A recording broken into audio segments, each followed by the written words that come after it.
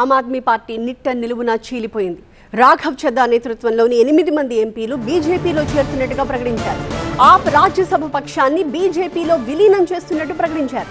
3/2 వంతు ఎంపీలు బీజేపీలో విలీనమవుతున్నట్టు ప్రకటించారు.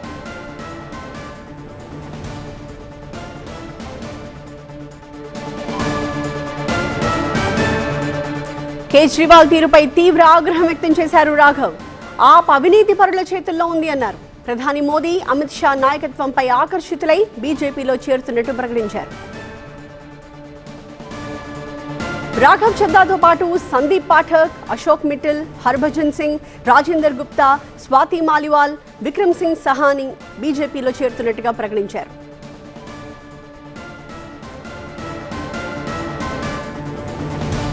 రాఘవ్ చద్దాని రాజ్యసభలో ఆమ్ ఆద్మీ పార్టీ ఉపనేత పదవి నుంచి తొలగించారు. ఆయన స్థానంలో అశోక్ మిట్టల్ని నియమించారు. అయితే ఇద్దరూ కలిసి బీజేపీలో చేరడం ఇప్పుడు సంచలనం రేపుతోంది. రాఘవ్ చద్దాకి త్వరలో కేంద్ర కేబినెట్లో స్థానం కల్పిస్తారని ప్రచారం జరుగుతోంది. తనను పదవి నుంచి తొలగించడంతో తీవ్ర ఆగ్రహంతో ఉన్న రాఘవ్ ఊహించని షాక్ ఇచ్చారు. కేజ్రీవాల్ ని అదను చూసి దెబ్బ కొట్టారు. पिछले कुछ सालों से ये महसूस कर रहा था that I am the right man in the wrong party. I repeat, I am the right man in the wrong party. इसलिए आज हम ये अनाउंस करते हैं, मैं ये अनाउंस करता हूं कि मैं आम आदमी पार्टी से दूर जा रहा हूं और जनता के पास जा रहा हूं. पॉलिटिक्स में आने से पहले मैं एक प्रैक्टिसिंग चार्टर्ड अकाउंटेंट था. मंच पर बैठे मेरे साथी कोई साइंटिस्ट था, कोई एजुकेशनिस्ट था, और आज जो लोग आम आदमी पार्टी का दामन छोड़ रहे हैं, अलग हो रहे हैं, आम आदमी पार्टी से दूर हो रहे हैं, उनमें कोई वर्ल्ड क्लास क्रिकेटर रहा, कोई पद्मश्री रहे, कोई सोशल एक्टिविस्ट रहे, ये तमाम लोग अपना सब कुछ छोड़ छाड़ कर, सब कुछ न्योछावर कर कर एक करप्शन फ्री इंडिया का संकल्प लेकर आए थे और इस पार्टी को स्थापित किया था. मैं इस पार्टी का फाउंडिंग मेंबर था. मुझसे बेहतर आम आदमी पार्टी को शायद ही कोई जानता होगा. हम सब ने मिलकर पूरी कमिटमेंट और डेडिकेशन के साथ इस पार्टी को दिल्ली में स्थापित किया, पंजाब में स्थापित किया और देश के अन्य राज्यों तक पहुंचाने का प्रयास किया. ఢిల్లీ నుంచి మా ప్రతినిధి గోపి లైవ్ లో సిద్ధంగా కనిపిస్తున్నారు. గోపి, జరుగుతున్న పరిణామాలు అలాగే ఆమ్ ఆద్మీ పార్టీ మీద రాఘవ్ చద్దా చేసిన ఆరోపణలకు ఎలాంటి రెస్పాన్స్ వస్తుంది, ఎలాంటి రియాక్షన్స్ వస్తున్నాయి ఆప్ నుంచి?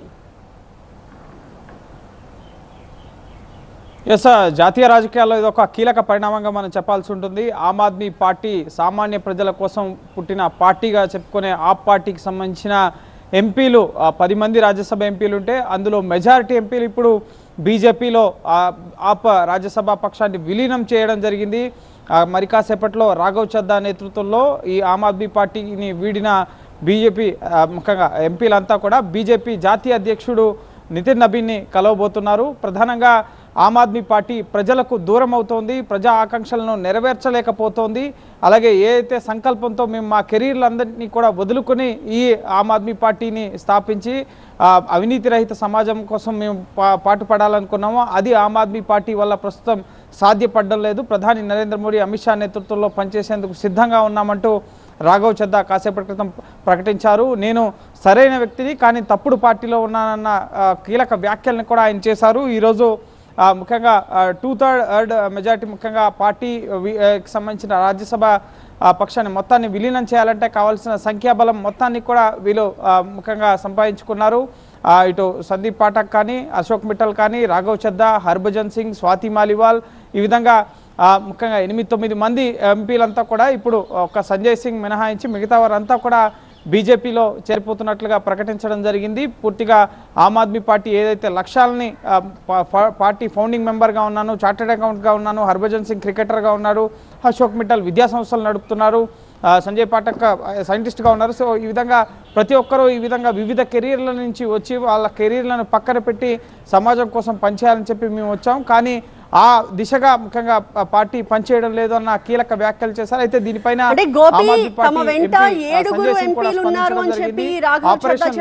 భాగంగానే కానీ ఇప్పుడు చూస్తుంటే 8-9 మంది అని మీరు అంటున్నారు. అంటే పూర్తిగా ఆప్కి సంబంధించిన రాజ్యసభ ఎంపీలంతా కూడా బీజేపీలోకి వెళ్ళిపోతున్నట్టేనా, ఒక్కరు మినహా? ఎస్, ఎస్ ఖచ్చితంగా పూర్తిగా దీన్ని విలీనంగా మనం చూడాల్సి ఉంటుంది.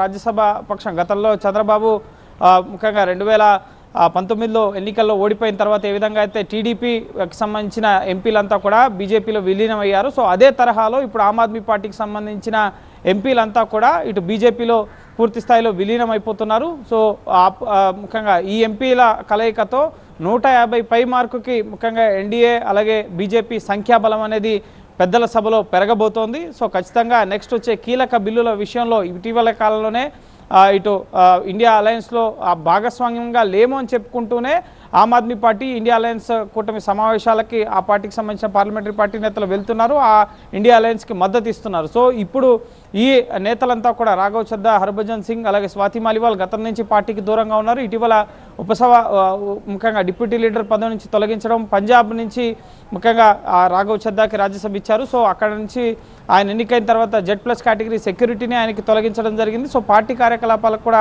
దూరంగా ఉంటూ వస్తున్నారు. సో ఇప్పుడు ఆయన స్థానంలో ఎవరైతే అశోక్ మిట్టల్కి బాధ్యతలు ఇచ్చారో ఆయన ఇద్దరు కలిసి అలాగే మొత్తం ఎగ్జాక్ట్లీ ఇదే చాలా ఆశ్చర్యంగా ఉంది. రాఘవ్ చద్దా స్థానంలో అశోక్ మిట్టల్ నియమిస్తే ఇప్పుడు వాళ్ళిద్దరూ కలిసి బీజేపీలోకి వెళ్ళడం అంటే ఈ క్రమంలో ఎలాంటి పరిణామాలు చోటు చేసుకున్నాయి ఈ మధ్యలోనే?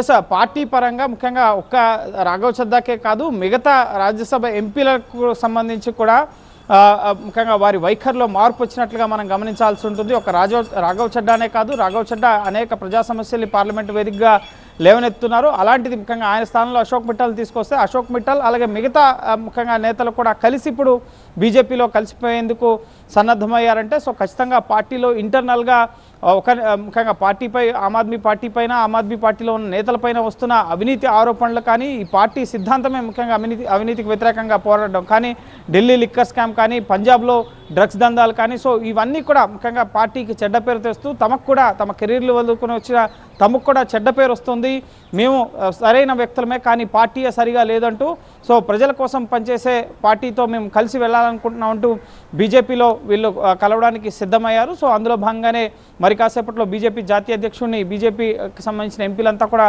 కలవబోతున్నారు. అయితే ఆపరేషన్ లోటస్లో భాగంగా పంజాబ్లో పాగా వేసేందుకు ఇప్పుడు ఎలాగైతే ఢిల్లీలో ఆమ్ ఆద్మీ పార్టీని ప్రజలకు దూరం చేశారో అదే తరహాలో పంజాబ్లో ఆపరేషన్ కొనసాగించేందుకు అలాగే ఆమ్ ఆద్మీ పార్టీని సమూలంగా లేకుండా చేసేందుకే కుట్ర జరుగుతోంది. అందులో భాగంగానే ఆపరేషన్ లోటస్లో భాగంగా ఎంపీలందరినీ కూడా తమ వైపుకు తిప్పుకున్నారు అంటూ ఆమ్ ఆద్మీ పార్టీ నేత సంజయ్ సింగ్ కాసేపటి క్రితమే తీవ్ర ఆరోపణలు చేయడం జరిగింది. దీన్ని ఆపరేషన్ లోటస్గా అభివర్ణించడం జరిగింది. గతంలో కూడా ఈ తరహాలో ఢిల్లీ అసెంబ్లీ ఎన్నికలకు ముందు కూడా ఆప్ నేతలకు ప్రోద్బలాలకు గురి చేస్తున్నారు, పార్టీలోకి రావాలని చెప్పి ముఖ్యంగా ఆహ్వానిస్తున్నారంటూ ఏవైతే డబ్బు ఎరచూపుతున్నారు, కేసులకి భయపెడుతున్నారు అని చెప్పి ఆరోపణలు చేశారు. ఇప్పుడు అదే తరహాలో ముఖ్యంగా సంజయ్ సింగ్ మళ్ళీ ముఖ్యంగా ఈ బీజేపీలోకి ఈ ఆప్ ఎంపీల చేరికను తీవ్రంగా విమర్శిస్తూ ముఖ్యంగా ఈ ప్రక్రియ మొత్తాన్ని కూడా ఖండిస్తున్న పరిస్థితి ఉంది. సో లీగల్గా ఏమైనా ప్రొసీడ్ అవుతారా అన్న దానికి సంబంధించి కూడా పూర్తి స్థాయిలో విలీనం అవుతుంది కాబట్టి సో లీగల్గా కూడా దీన్ని సవాల్ చేయలేని పరిస్థితి ఉంది.